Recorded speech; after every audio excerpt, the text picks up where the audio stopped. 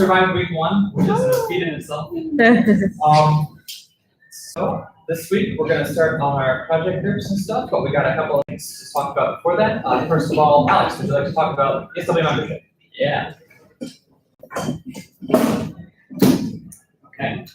So we have the link up now.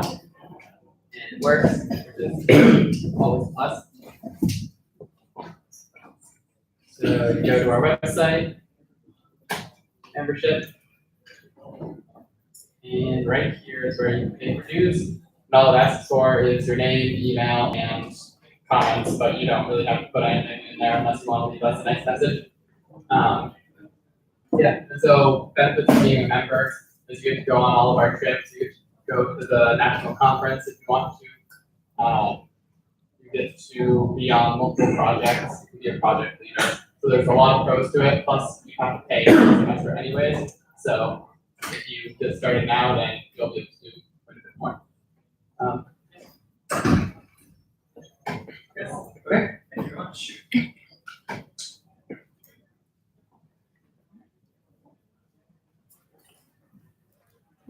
All right, so this is actually a picture of our previous presidents holding a giant mushroom. We found that on Saturday as part of the BioBlitz. And speaking of the BioBlitz, we did pretty well. We ended up with 476 official observations, 255 species on here, and then 50 more from the bird block that are just a list. It was a lot of fun. We saw a lot of cool stuff. Turns out a couple people in this room are nature photographers, even though I had no idea. So like mouse, saw a lot of grasshoppers, spiders. This one's a caterpillar of an eastern giant swallowtail. The caterpillar looks like the the butterfly's pretty cool. So she got these pictures. I think they're very cool. Jigs. Yeah. Oh, I see. And,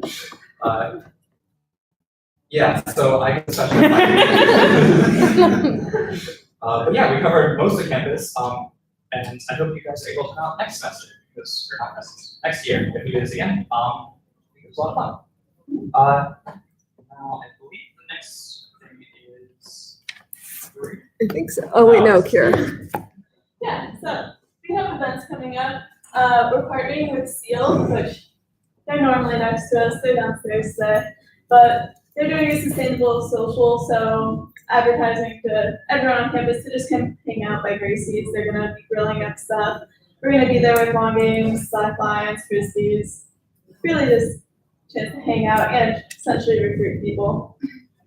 And then following that, the next day, Saturday, we're doing the beach sweep. So we also do that with Seal, but we're trying to get U of R, ESW to go with us also. Really just pick up trash for a few hours and hang out.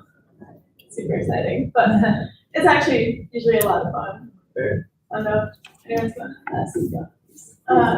Yeah, so it's a good time. And then in the next few weeks, we also have the Rocky V events coming up that you can volunteer for, or just go and test drive an electric vehicle if you haven't before. But I know of anyone who might be interested. Where are we going to the beach sweep? So once you sign up for the beach sweep, I'll send out an email probably Friday night letting you know, like, hey, you signed up, here's people who can drive. We've had a few people volunteer to use their cars for carpooling there. So I'll send out an email with the details of where we're meeting. We'll probably meet Gracie's, but the time slot is 1 to 4 to include travel time, organizing people, etc. But there's probably people who will go at different times, leave at different times. So once we have a final list of everyone, we'll sort those details out.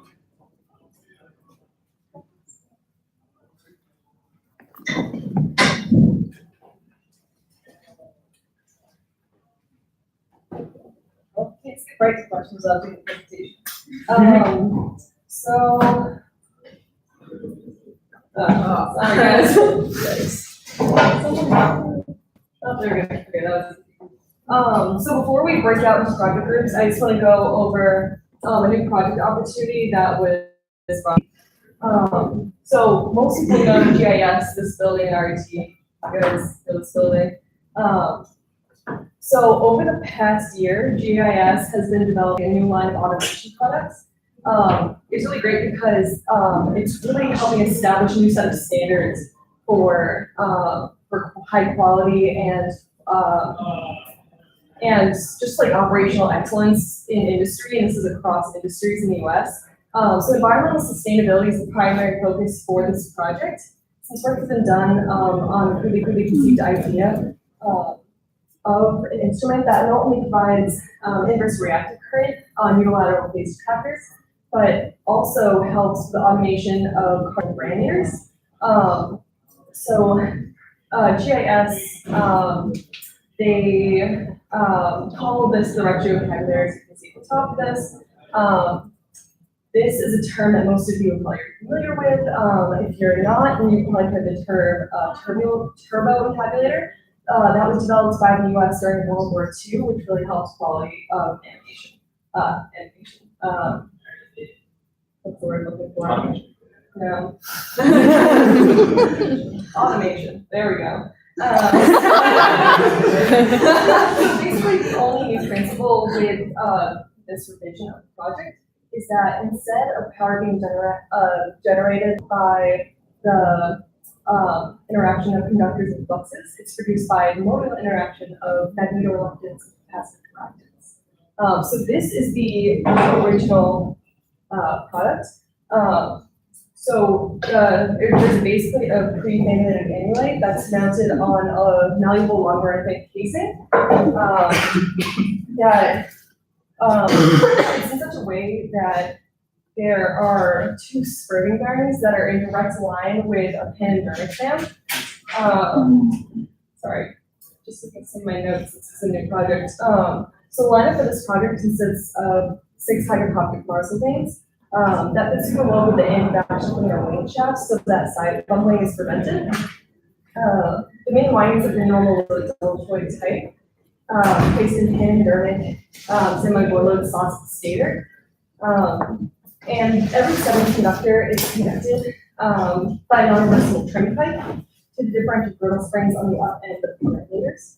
Moreover, whenever fluorescent score motion is required, it may be employed in conjunction with a drawn acidification dingle arm, so that'll reduce the sinusoidal generation. So even at the early stage in development of this project, it's still being used in successful operation of the minutes. So since this is such a simple project, we're looking for to complete the prototype. Are there any questions before moving on to the project breakout? Yeah? It can only be done in post, I don't understand. It can only be done what? In post, it says, hey, you can only manipulate once the thing is done. Oh, sorry, that might be a takeaway. Yeah, we can switch that up. Whoever takes over this project, they can fix up because I did this really quickly. Any other questions? Yeah, that seems good. So is the lunar wing shaft only used in conjunction with the modal interaction of magnetoreluctance, or is that a separate phenomenon? Oh, well, there's actually 2 ways. So the one that you said, but it also adds stress to the ground studs. Got it. Any other questions before moving on? Okay, cool. Questions. So that was the original paper. Just do that up there. Also, this is a joke. Sorry, but not that much. Who caught on to that joke? No? Who felt a little bit like a dummy? Sorry, I'm a little sorry, but not that much. So there's a reason I did this, and it's not just to be a jerk. What exactly did I do wrong during this presentation? What did I do wrong? You just read off the thing. I did. I read it off. I didn't memorize it that well. What else? Well, what I mean is you just read word for word what was on the slide. Not exactly. I tried to switch it up a little bit. On word for word. That was to help me. Used like entirely just jargon. Jargon. What do you mean jargon? You used only technical terms. And only technical. What's wrong with using technical terms? I'm talking to a bunch of engineers, right? You are all engineers. No. So I made some assumptions. Any other assumptions that I may have made?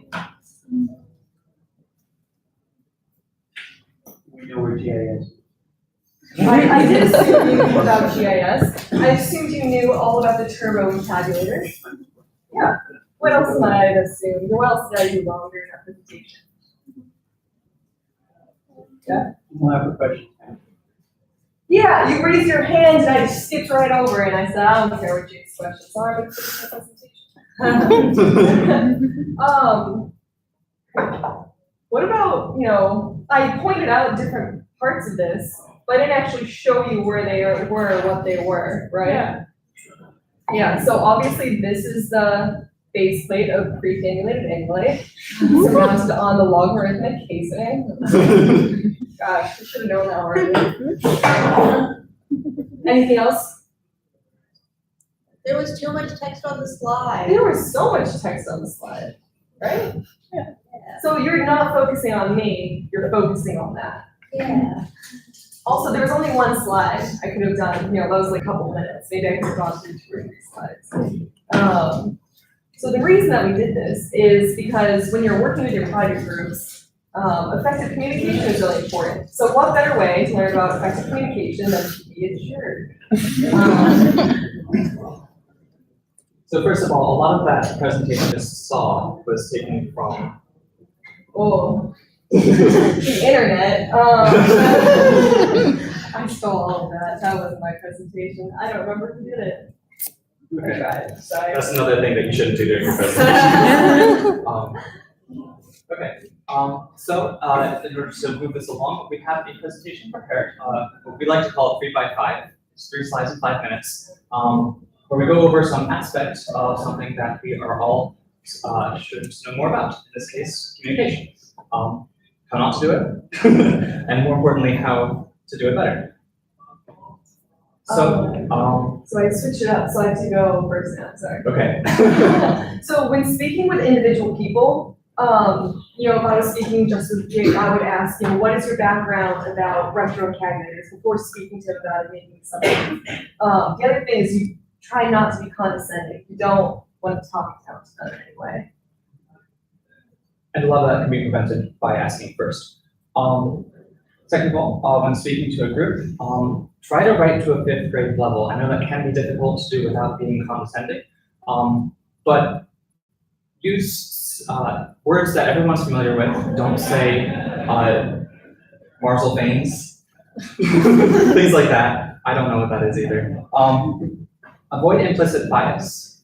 So that would be things like, Oh yeah, I defined it for when I forgot. So it's basically like attitudes or stereotypes, basically assuming, if I was talking to you and I talked to you in a way that you assume I had a stereotype about you, even though you don't. That's essentially what implicit bias is versus explicit bias. So you actually have that stereotype ingrained in your mind. So if possible, show instead of telling. Things like Kitko pointed out, that entire text, well, I know this isn't a great example because it's all text, but you could argue that by giving that other presentation first, we are showing something better. So graphics and demonstrations are very important in order to get your point across, especially for many of us are engineers, things that a lot of people don't know about. So we gotta be able to communicate those ideas effectively and simply. Prepare how you're gonna explain things ahead of time. Things like anticipate the words that people aren't going to be familiar with, anticipate the concepts that not everyone knows about. And fact check yourself. Make sure that all of your things that you're saying are actually true and not just something that people will assume are correct because you're saying it confidently. Yeah, what was the word that I said pre and not post? Because that wasn't even a word, I messed up. So don't make assumptions on their level of education. I really can't assume you're all engineers. I didn't go one by one and say, okay, you're all engineers, right? You're all understand all the words you're saying. Also, that is not a retrotabulator. That is a gas-powered turbine engine. So, just for the record. You also don't want to assume their level of background knowledge, which kind of goes along with the same thing. You don't want to use excessive technical terminology because apparently not everyone knows what a retrotabulator is. And don't get frustrated if your audience doesn't understand right away. So, effective communication with the general audience can be different, but can be very similar to effective communication with your peers. So a lot of these things, like concepts, will carry over. When you're talking to your peers, especially at RIT, speak up, speak clearly. Sometimes you might think that people can hear you even if someone else is talking. If you're talking over each other, you're not speaking loudly enough. Someone, especially in the NTIT community, might not be able to hear you, and it might come off as though they're just not listening. Try to navigate away from groupthink, which is when you're just going along with an idea because everybody else seems to agree with it. It's the bandwagon phenomenon. Try to play devil's advocate when generating new ideas. Make sure that everything you're doing is quantifiable and something that you actually want to do. You want to keep a written record for just about everything, especially with a project. You want to make sure you write down, everyone's time commitment. If you say you're going to work on this project for 2 hours a week, I expect you to work on this project for 2 hours a week. Also, your method for decision making. If it's going to be majority rules for everything, then the one person who's mad because everyone agrees with something, say this isn't a consensus, this is majority rules, and then you move on. Try not to dominate the conversation. Make sure that everyone has a chance to share their ideas and opinions, and make sure that you are actually valuing those ideas and opinions. Even if you don't agree with someone, their input can still be very useful. Don't assume anyone understands pretty much anything, but especially the project goals and objectives. Because if you're not aligned with the same project goals, you're not going to be able to get your project done as effectively. Also, individual deliverables. If someone leaves and you think that they're doing one thing, but really they're just doing the same thing as you, then you have one thing, you don't have the other deliverable. Also, when and where you're meeting next. If it's hard, especially to get a hold of someone, you want to make sure that they know that you're meeting next Tuesday at 5 p.m. in this room. Make sure that you ask a lot of questions when you're in a professional setting, especially, but always. So this is specific to professors and professionals dealing with people who are higher up than you, but of course all these things can be applied everywhere. If there's anything at all you don't understand, you need to ask questions first and act later, because a lot of us have been on co-op and you know that if you don't ask for very specific instructions ahead of time, sometimes things can go wrong. The other thing is repeat back to your supervisor what's expected of you. Because after giving you a laundry list of things to do, it's really important to say, okay, or especially if they change their mind about things that they want you to do, just go back and say, okay, you want this and this done by Monday and this done by next Friday. Because the last thing you want is for them to, realize that they have a different idea in their mind than you do in yours. Okay. Don't make assumptions. I know that's obvious, but don't make assumptions about certain procedures. For example, safety procedures. You don't want to contaminate anything, especially like biomedical engineers. And don't make assumptions about the time frame of the project or resources that you have available to you. Don't promise too much. So everything that you're doing, you have to be able to do it. Otherwise it doesn't work, obviously.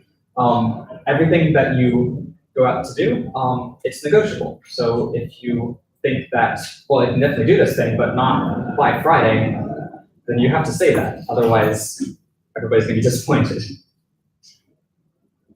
And then just last thing, don't be afraid to ask for an extension. This goes in class too. If you have a paper that's due on Friday and it would be much higher quality, turn it on Monday.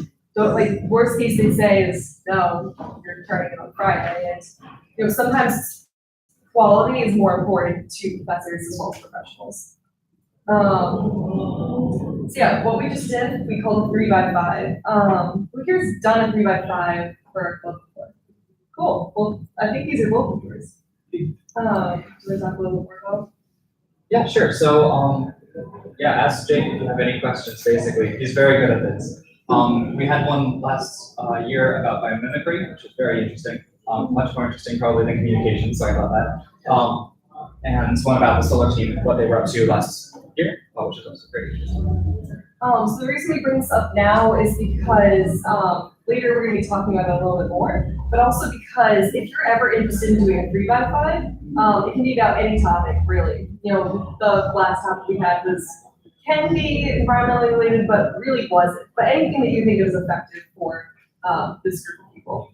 So, we have a little, yeah. The sign up for 3x5 goes out in the newsletter, and I also have a sign up on my computer tonight. You can just say what your idea is, what date you're thinking of doing it at the meeting. You can do it where you this or now, whenever it works for you. Any questions about 3x5s? So I want to talk a little bit more about the building project, because I talked about it last week, and I mentioned that. This one's real. Thank you. So I talked about this a little bit last week, and I mentioned that, we don't have a solidified project idea. So I met with them, later in the week, and we solidified our idea. So Carson just like raise your hand or something. Person? Oh, cool. You just have to raise your hand, but Oh, whatever. So Carson's gonna be leading this project. So the goal of this project is going to be to install an irrigation system in Tapper. And this is the building. They're gonna have rainwater collection from the building as well as from the greenhouse, which is right in this general area. And it's gonna go throughout the garden. And we've already done a little bit of work to get in the project proposal. We're gonna set up some meetings. So anyone that's interested in joining on this project, we definitely need a couple more people. You don't have to join by the 16th, but it would be helpful if you did. So when we break down to project groups, just find Carson. And then as you can see up there is our little timeline. It's pretty relaxed. It's a very relaxed project. But the main thing is that we're gonna have our big build day sometime in probably April, where everyone's gonna come out for a day, install the irrigation system, pack something back, and then everything will be good for the summer, which will be really beneficial to Taproot. Any questions about this before moving on? Where is this? Is it a local thing? So it's called First Market Farm. It's right by, it's on First in Pennsylvania. It's right by the Rochester Public Market, if you know that general area. So it's like, this is the public market. It's like one of the top corners of it. Any other questions? So just a project list reminder. I know some of you were interested in multiple. So now is kind of the time to either pick your top project. Oh, I'm completing that. Sorry. Yeah, sorry. Talk to me, I'm busy today. But, I see how it is. So yeah, talk to me if you want to join that project. But yeah, so this is a list of projects that we're definitely doing. The Taproot Collection project is, shoved on this side. The other ones, if you're interested in those, let me know, set me aside and say that that's the one you definitely want to do. But if you want to be involved in one of these 5, we are breaking into 5 project groups. So with the groups, what you're going to do is I want you to look at the project charter in detail, show you how to access the folder. I want you to make a list, like while going through the charter, make a list of questions, concerns, comments, any ideas that you have, just to get a jump start on the actual project. As soon as possible, fill out a when to meet. Does anyone not know what when to meet is? So when to meet's a website just to help you with scheduling. So you just, these are the times I'm available. Which is really easy to use. If I do any questions, let us know. So fill out a when to meet so you can figure out when you're gonna meet your group. Try to assign roles if you can. Project leaders, identify yourselves to me so I can get you into a little bit of training. And then before you leave, make sure you share contact information with your group as well as with me. If you're not ready to pick a project or you're not ready to commit to one yet, or you just don't want to do a project this semester, which is perfectly fine, I'd like for you to get your own group and begin brainstorming for a 3x5. You can do whatever topic is interesting to you. If you're struggling to find an idea, I have one right here for you. Food deserts, not desserts. So I think I mentioned this last week even, but despite being in Rochester surrounded by farmland, it's still a huge food desert.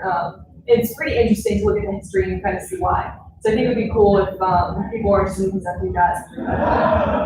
So that's everything I got. So I'm gonna first go back to here and break up tables and project groups. So if you want to join the solar dehydrator project with Flower City Pickers, that'll be this front table right here. Motor water fill stations will be behind that. Campus cleanup in the back.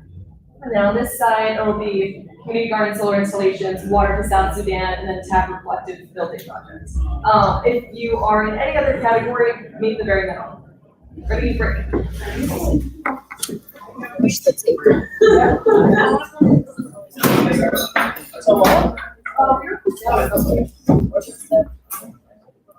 I also didn't think you'd be here. Yeah. Let me check.